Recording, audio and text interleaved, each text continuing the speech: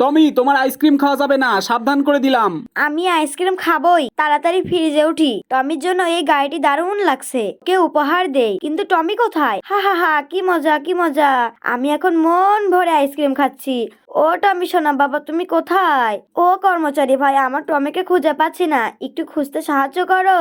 আমার অনেক ঠান্ডা লাগছে, আমি আর আইসক্রিম খাবো না। আচ্ছা, তাহলে টমি গেল কোথায়? আরে, টমিকে তো আমি আইসক্রিমের ফ্রিজের ওখানে দেখছি, তাড়াতাড়ি যাই। ওরে, আমার টমি বাবা তো বরফ হয়ে গেছে। কে আছো, বাঁচাও, আমার টমিকে বাঁচাও, ও বরফ হয়ে গেছে। প্রথমে এই বরফ সহ টমিকে এখানে রাখলাম, এবারে হিটার মেশিনের পানি বরফের উপর দিলাম। ওরে, বরফ তো তাও গলছে না। এবার বরফ সহ টমিকে রান্নার হিটার মেশিনে রেখে দিলাম। ও টমির বাবা, আপনার জুতা নিন। এখন আমি জুতা পরছি, ভালোই লাগছে। ওরে, আমার টমিকে রান্নার হিটার মেশিনে রাখছি, তাড়াতাড়ি যাই। হাই রে, আমার টমি সোনা পুড়ে গেছে। দেখো টমি, আমি তোমাকে সব আইসক্রিম কিনে দিছি।